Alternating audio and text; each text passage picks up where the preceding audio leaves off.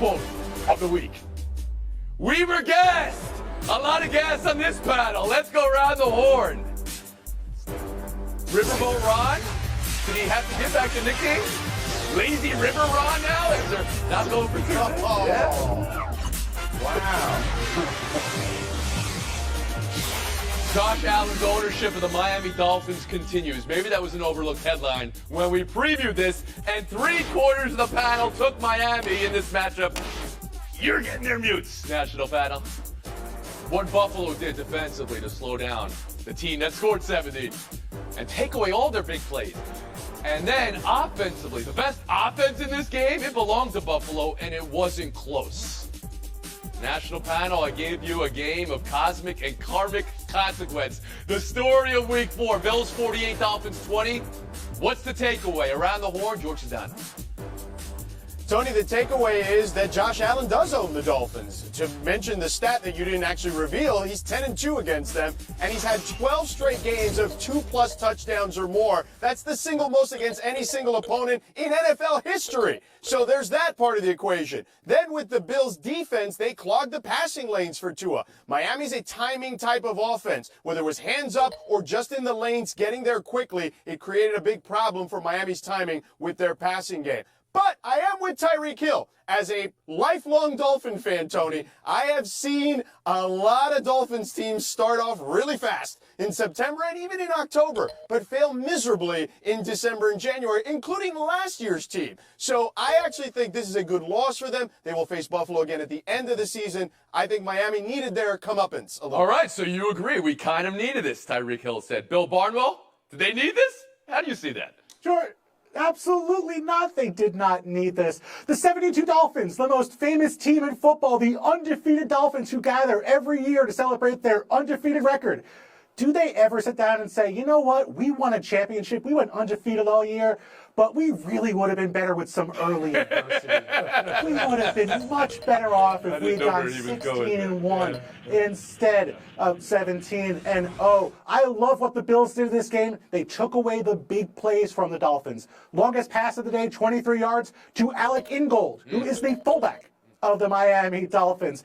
2 high safeties, Matt Milano clogging the middle of the field, to George's point, took away some of the first reads. Hard to do if you're not the Bills defense, but at least some stuff to aim for if you're someone Could covering it be a them. blueprint, or is it just because the Bills defense is special in that way? Hold that thought, Bill. Tim Calishaw, around the horn to you. Your takeaway.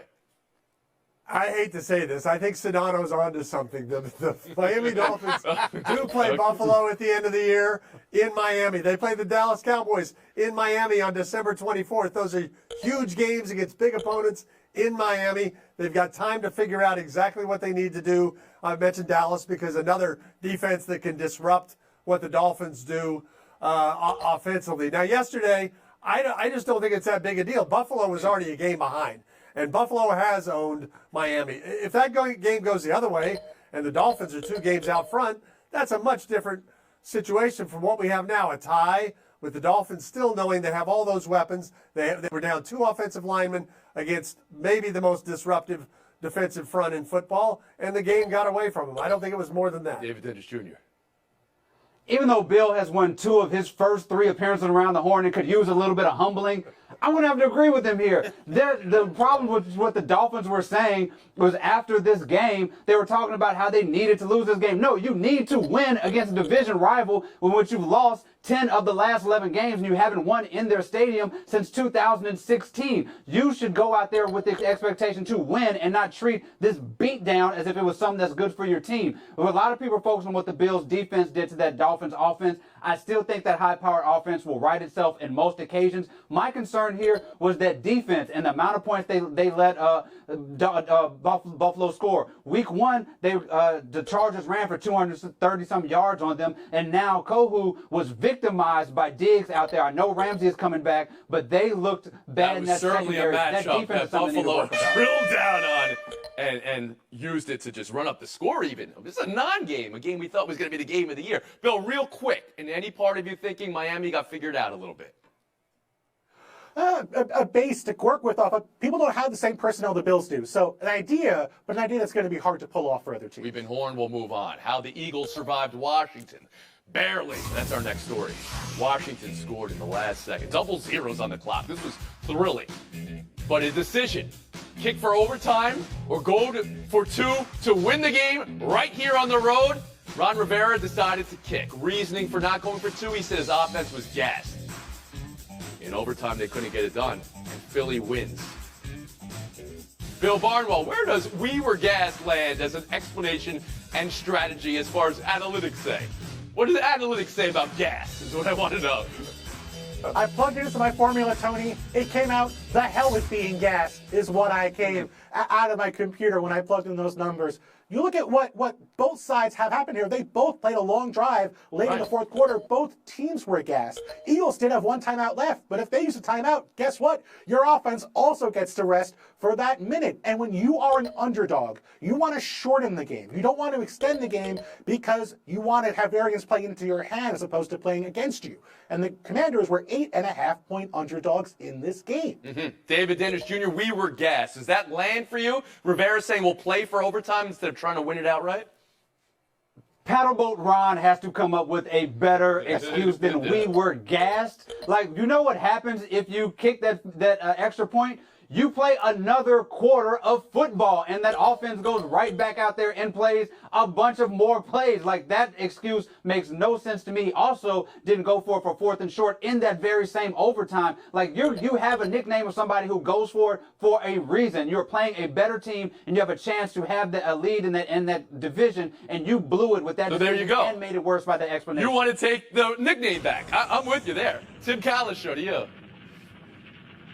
If we're making a list of Ron Rivera mistakes, I would still go back to last year when he pointed out he didn't know the team could have been eliminated on that week 17 when he played Carson Wentz. That's when he should have become Niagara Falls in a barrel, Ron. Give him any nickname you want. That should have done it. Now, yesterday, I can see why he did it. They're gassed, but doesn't that mean the same for the Eagles defense? You've scored 30 points on him. You've moved up and down the field. I agree with Bill. If you're the underdog in that situation, go for it. Nobody's going to fault you, even if it fails. I agree with Bill. You guys are giving the rookie free points here when you do that. George Santano.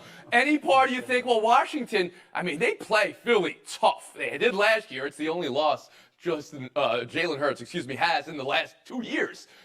Any thought thinking he had this? No, Tony. I think this excuse is kind of stinky, this whole gassed situation with the Washington Commanders. I look at this and I say to myself, what are you doing here if you're him? You faced...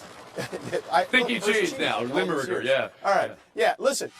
Jalen Hurts, 5 straight games where he's been down double digits. He's come back to win. Do you know how many times he's done that against Ron Rivera and the Commanders? 3 times. So you would think that knowing you're on the road, you faced a guy who you've beat, who you've had a lead against, double-digit leads against 3 straight times, and he's come back to beat you, you would just say, you know what, we got to go for the win. The adage itself on the road is to go for the win. Don't extend the game any further because you're not the better team. Unless he somehow believes he's the better team, which I don't know if I buy that, that's the only reason to kick it and go into overtime. I'm picking up what you're all putting down, but I want to see if it holds up to the test here in this next topic. Bears-Broncos. Justin Fields had a breakout, then had a breakdown. A killer turnover, but here we are again. A coaching call to be diagnosed the day after. Matt Eberflus plan. It was the opposite of Rivera, right? A field goal would have taken the lead. He tried to go for the kill here, 4th down, to eat more clock and end the game with the ball. It backfired, and that's what set up Denver's game-winning field goal. You just killed Rivera, David. I assume you'll praise Eberflus here.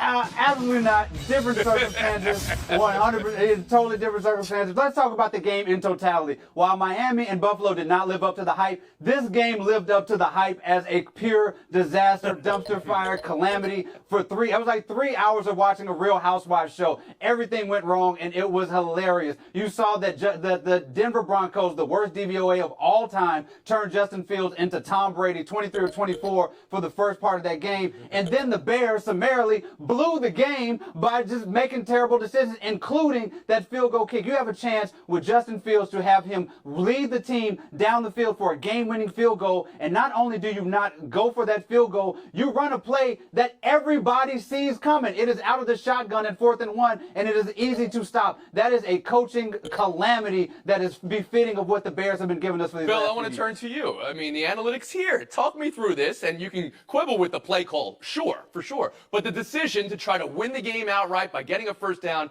and killing the rest of the clock. Tony, this hurts me to say as an analytics nerd because everyone expects us to want to go for every single 4th and 1. But the official position of ESPN Stats and Info, who I do not work for, but I read their stuff, ESPN Stats and Info said the Bears should have kicked the field goal in this situation. Regardless of what the numbers say, though, I think we can all agree if you are going to go for it in 4th and 1, go for it when you line up the first time. And the Broncos don't know if you're going to go for it. Maybe they're just afraid of not jumping. Their defensive line's a little stagnant. You can run forward then. Don't call a timeout and then send your offense back out on the field because then everybody knows you're not just trying to stop the ball and you are actually going George to. Sedano.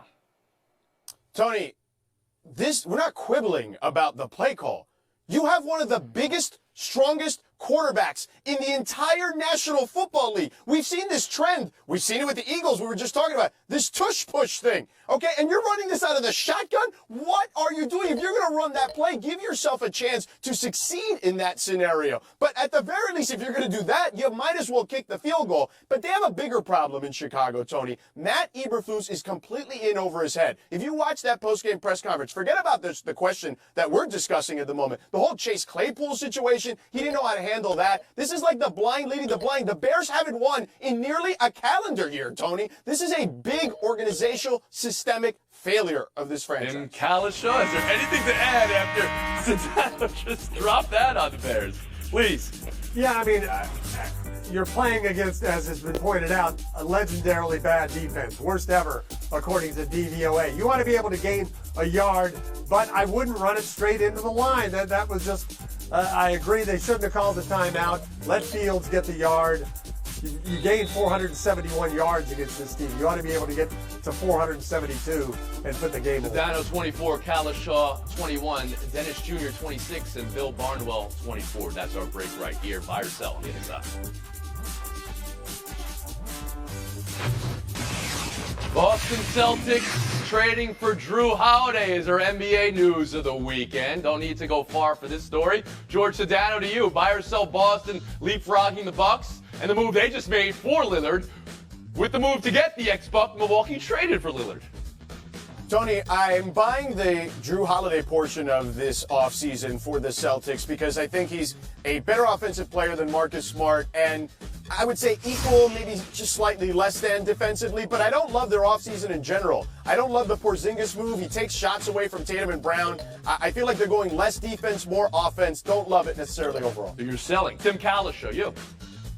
No, I'm going to buy this. I questioned the Porzingis move when it cost him Marcus Smart, but as George just pointed out, they kind of brought Marcus Smart back in this deal, and now they're getting Porzingis for free. They've traded or lost through free agency important depth players, Robert Williams, Grant Williams, and others. So there's going to be a different team, but I like what they're doing. Dennis Jr.? I'm buying Portland, giving the middle finger to Miami, being so offended by how they've handled the Dame Lillard thing that they made their competitors better. They made Boston and Milwaukee better for the next few years. I think the Celtics are not better than the Bucks here because I still have questions about the health of that front line with Horford and Porzingis, but I do think that Holiday is an upgrade from Smart. And Bill Barnwell.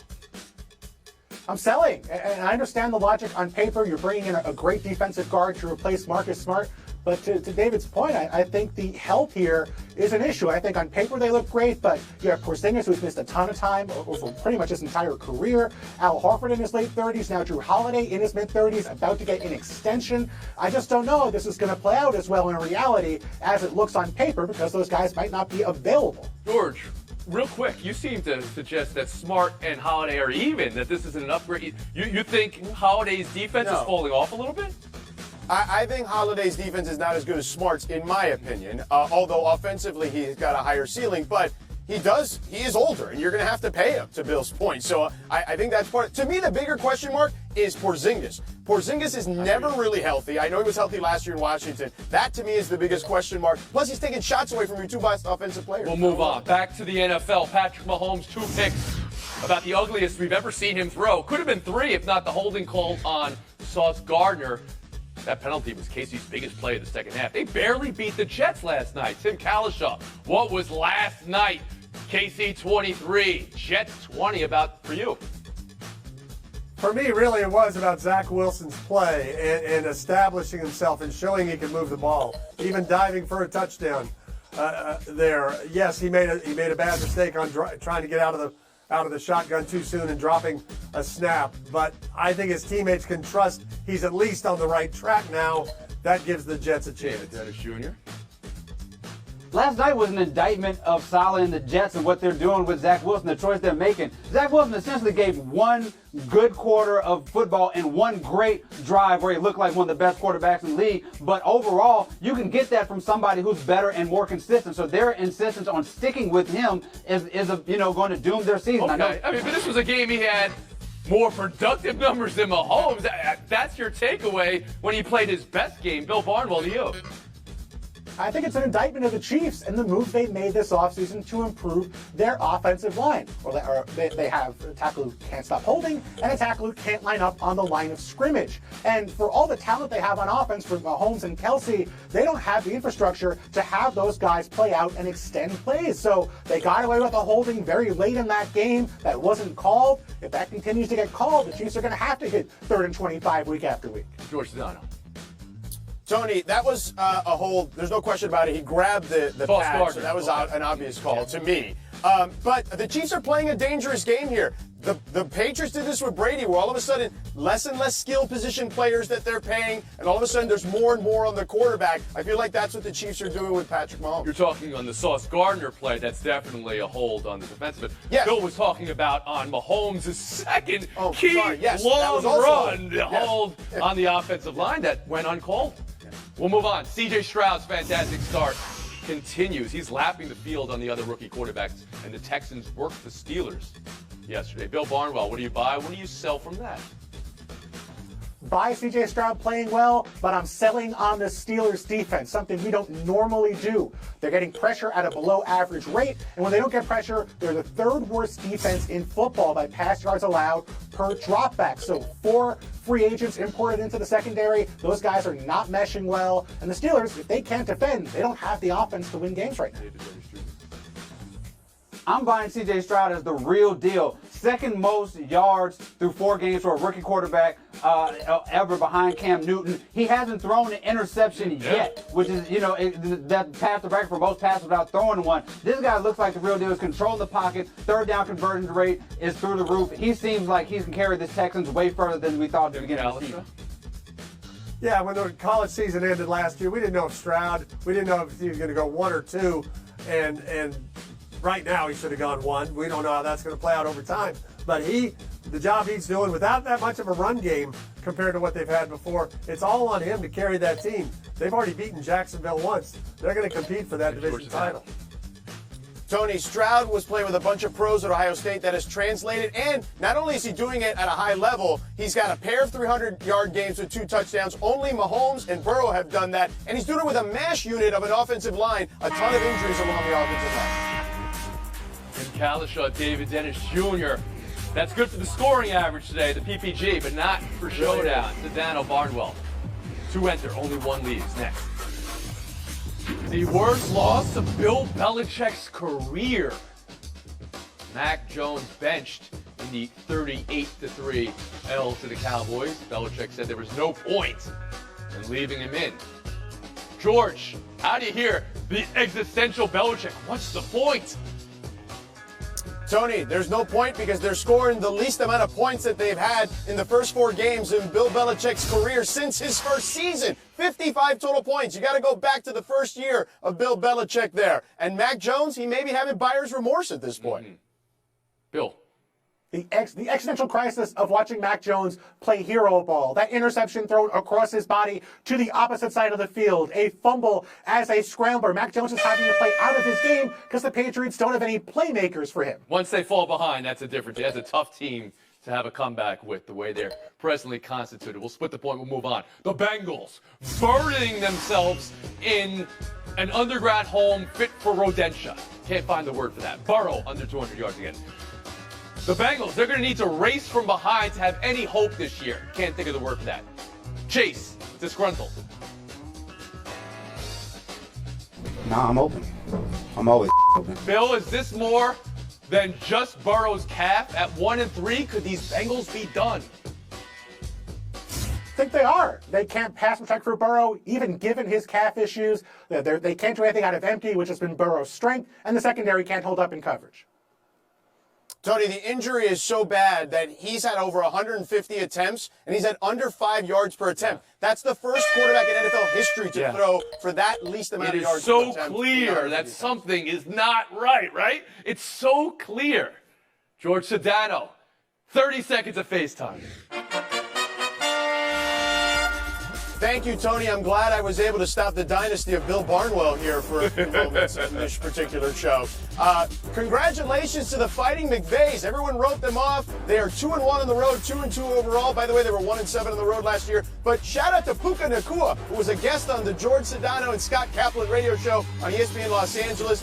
In his first 4 games of this season, 35 receptions, over 500 yards. Only Jimmy Smith, Wes Welker, and Jimmy Smith, Wes Welker, and Reggie Wayne have done that. Did you congratulate him for being on your radio show or for his great start? Both.